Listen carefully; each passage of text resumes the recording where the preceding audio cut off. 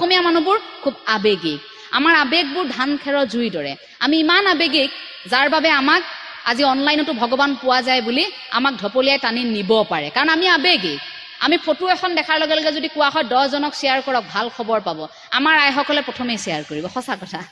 কাইলৈ যদি কয় মই সঁচা কথা লিখি থৈ যাব পাৰিম কাইলৈ যদি শুনে যে এই আমুকজোপা গছ এজোপা ওলাইছে তাত বোলে ভগৱান ওলাইছে কি কোনোবা এগৰাকী তাত কৃষ্ণ লম্ভিছে বুলি তাত পৰি থাকিব মই আচৰিত হওঁ ভগৱানৰো এনেকুৱা সময় আহিল যে মনুষ্যৰ গাত লম্ভিবলৈ ভগৱানৰতো নিজৰো ঠাই আছে আপুনি মোৰ ইমান শুদ্ধ অন্তৰ নহয় যে আপোনাৰ মোৰ গাত ভগৱন্ত লভিলে কেতিয়াবা অসুৰহে লম্ভিব হয়নে আমি যিবোৰ কৰিছো লভিলে কেতিয়াবা অসুৰহে লম্ভিব মই আচৰিত হওঁ যে অসমত ভগৱান লম্ভা মানুহ ওলায় যে ভগৱান কাৰোবাৰ গাত লম্ভিব পাৰে নেকি লম্ভিব এই শব্দটো প্ৰয়োগ কৰিব পাৰো নেকি কেতিয়াবা ভগৱান লম্ভিব পাৰে আচৰিত যে আমাৰ মানুহবোৰ এনেকুৱা এতিয়া যদি হঠাৎ কৰবাত কৈ দিয়ে যে আমুকৰ গাত ভগৱান ওলাইছে যাওক বোলে কি হ'ব আপোনালোকে যদি সেৱা কৰে মনোকামনা পূৰণ হ'ব আৰু কাইলৈ দেখিব দীঘলীয়া শাৰী বাতৰি কৰি তত নাপাম আমি তাত দীঘলীয়া শাৰী ৰাতিপুৱাৰ পৰা তত নাই আমাৰ ঠাইখিনিতো এগৰাকীৰ গাত ভগৱান বোলে লাগিছিল তাৰ পাছত দেখিলো আজিকালি সিদিনা দেউতাক সুধিছো সেইফালে পাৰ হৈ যাওঁতে আগৰ ঘৰটো এতিয়া নাই সেই ঠাইখিনি তেতিয়া 3 মহলীয়া এটা অট্টালিকা হ'ল দেউতাক সুধিলো দেউতা এই ভগৱান ওলোৱা ঘৰটো এইটোৱে নহয় জানো দেউতা কৈছে কি হ'ল দেউতা ন ভগৱান আহিল গ'ল এই ঘৰটো বনাবলগীয়া আছিল যে বনালে আৰু গ'ল গতিকে ব্যৱসায়িক ভিত্তিক ধৰ্মটোক বেপাৰ হ'বলৈ আমি দিব নোৱাৰো আমি মহাপুৰুষীয় আদৰ্শত আছো আৰু সেই মহাপুৰুষীয় আদৰ্শটোতে আমি থাকিম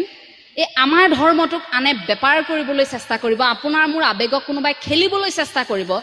সেইটোত আপুনি উঠিভাহি যাব নোৱাৰিব গতিকে প্ৰতিগৰাকী অসমীয়াই প্ৰতিশ্ৰুতিবদ্ধ হ'ব লাগিব যে আমি এই মহাপুৰুষীয় আদৰ্শটোকহে পালন কৰিম আপোনাক জোৰ কৰি কোনেও অনা নাই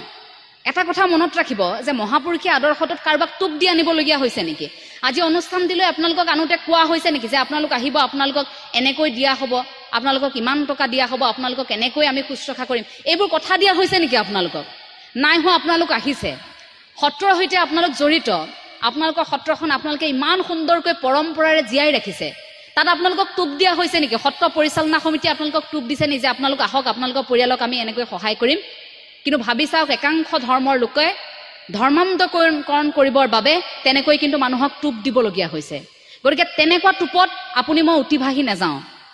টুপ খাবলৈ গ'লে সেই বৰলিত লগা মাছটোৰ দৰে আপোনাৰ মোৰ অৱস্থা হ'ব গতিকে সেই টুপটো আপোনাক মোক প্ৰয়োজন নাই গুৰুজনাই